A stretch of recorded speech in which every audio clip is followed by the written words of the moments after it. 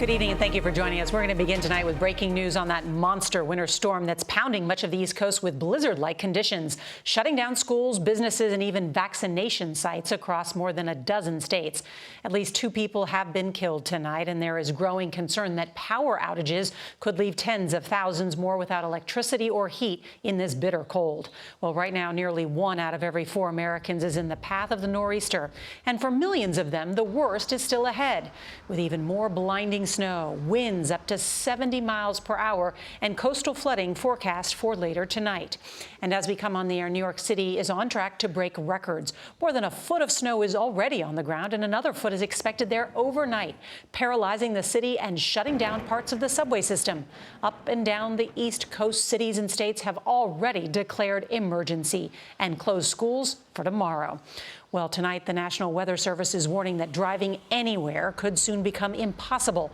Whiteout conditions have already led to some major accidents and grounded more than 1,600 flights. So we've got a lot of news to get to. Our team of correspondents is standing by, many of them in the cold. CBS's Mola Lenghi is going to lead off our coverage tonight from just west of New York City in Montclair, New Jersey. Good evening, Mola.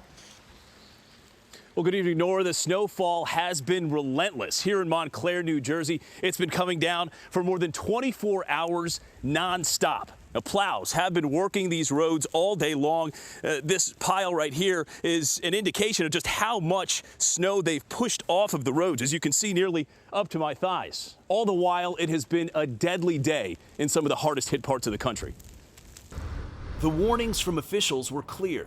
Stay inside. If there's any way you can avoid traveling today. Because the conditions were far from clear, blizzard-like, as the first major winter storm of the year blanketed 67 million people along the East Coast. It's been very busy since about 8 o'clock on Sunday morning. We've responded to 372 crashes altogether all across the state of Maryland. In Connecticut, 2 people were rescued after their truck slid off a road and into this pond. In Virginia, this fire truck rolled over while responding to an emergency call, injuring the 4 firefighters inside. If you don't need to be out, do not go out. New Jersey Governor Phil Murphy declared a state of emergency as more than 4,000 customers lost power. Pennsylvania's snow-covered roads caused this semi-truck to jackknife over a guardrail. This is Pennsylvania, so you have to expect bad roads in January and February. Sadly, the weather contributed to 2 deaths, including a 67-year-old Pennsylvania woman with Alzheimer's who wandered from home and froze to death. As this same weather system buried the Midwest, dumping more than a foot of snow on Chicago. More than 1,600 flights have been canceled and schools were closed. But it's the battle against COVID-19 that's seen the biggest impact. Vaccination sites were shut down from Washington, D.C. to New York. It's not safe out there today, so vaccinations are canceled today. But they still played ball at Boston's Fenway Park, the city's largest vaccination site. They opened an hour early to get ahead of the storm.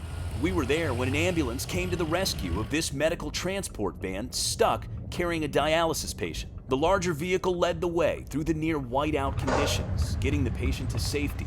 A small moment of heroism on a chaotic day. Well, in addition to New Jersey, there are nearly 4 dozen counties in New York that are still currently under a state of emergency. And it doesn't look like any relief is coming anytime soon, as at least another 4 to 6 inches is expected overnight throughout the region, Nora.